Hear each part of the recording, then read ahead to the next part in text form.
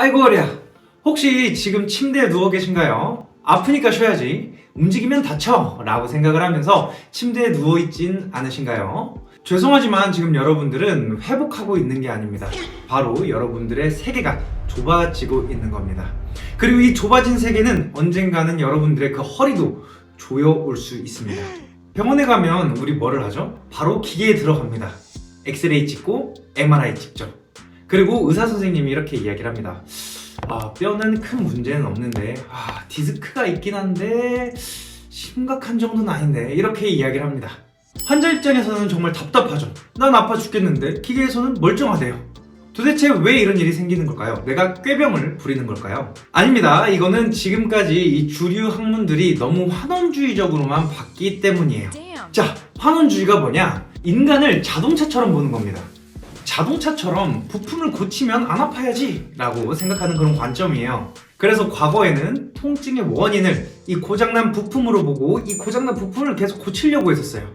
그러다 보니까 엑스레이도 찍고 MRI를 찍어서 고장난 부품을 찾으려고 했던 거죠.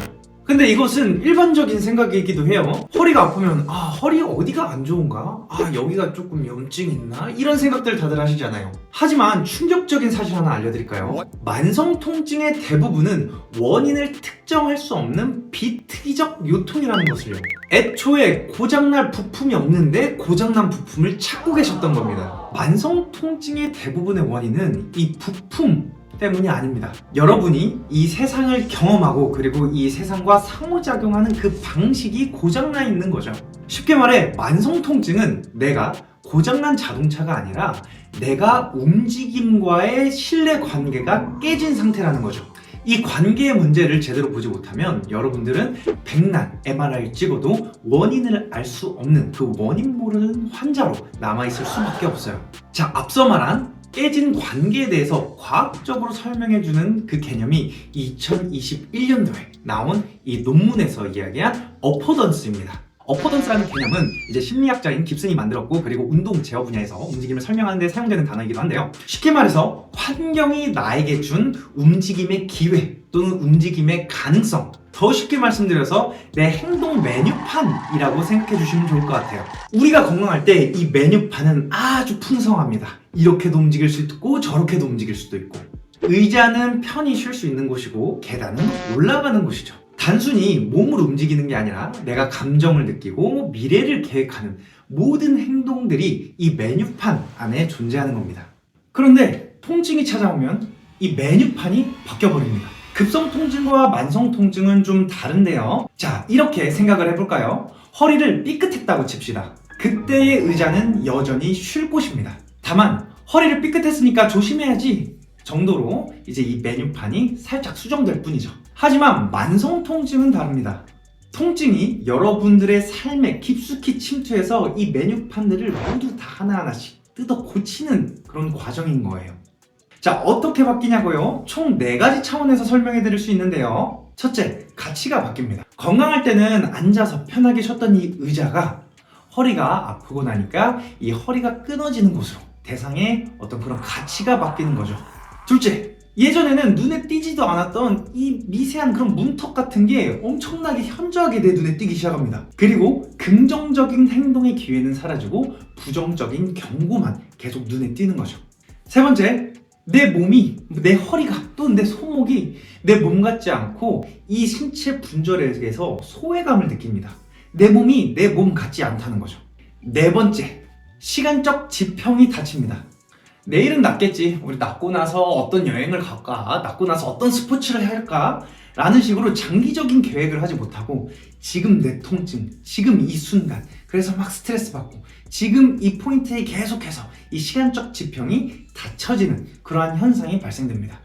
이게 바로 이 만성 통증의 실체인데요. 허리라는 부품 하나가 고장난 게 아닙니다. 내가 이 통증으로 인해서 이 세상과 상호작용하는 그 모든 메뉴판이 뒤죽박죽 뜯어 고쳐진 겁니다. 여러분이 세상을 바라보는 그 가능성의 메뉴판이 부정적으로 바뀌어버린 겁니다. 앞서 소개한 이 논문에서는 통증을 이 어포던스의 필드가 축소되는 현상으로 정의를 했는데요. 그것을 쉽게 말씀드리면 나의 행동 가능성 메뉴판들이 축소되는 현상이라고 정의해 볼 수 있을 것 같아요.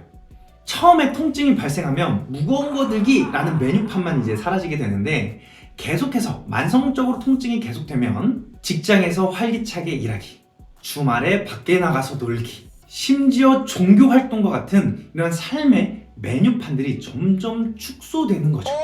왜냐고요? 뇌가 이 세상을 위협으로 인지했기 때문입니다.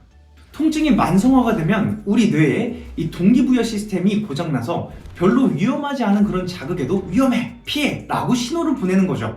결국 긍정적인 가능성들은 사라지고 세상에는 피해야 되는 것만 남아있게 됩니다. 그렇다면 이 악순환은 어떻게 끊을 수 있을까요? 가장 먼저 아프니까 가만히 있어야지 라는 생각을 버리셔야 됩니다. 움직이지 않으면 당장은 안 아프죠.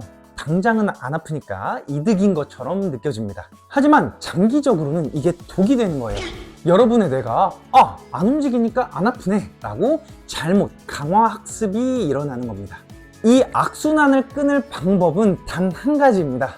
바로 뇌에게 증거를 보여주는 건데요. 뇌에게 봐봐, 움직여도 안 아프지? 라고 행동으로써 이 증거를 제시해 주어야 됩니다. 이것을 전문 용어로 단계적 노출이라고 이야기를 하는데요. 그렇기 때문에 우리는 재활 운동을 꼭 해야 되는 거죠. 자, 거창한 운동을 해야 된다라고 이야기하는 게 아닙니다. 이 햇빛 유튜브에 있는 걷기 연습, 이 걷기 방법부터 따라 하시면서 조금씩 신체 활동량을 늘려보세요. 자, 지금 당장 일어나서 걸으세요. 그건 단순히 근육을 강화하는 수준이 아닙니다. 통증에게 빼앗겼던 여러분들의 주체성을 되찾고 다쳐버린 미래를 여는 위대한 투쟁입니다. 여러분의 몸은 여러분의 것입니다. 통증에게 지지 마세요. 그럼 지금 바로 뇌를 설득하러 가시죠. 그럼 안녕!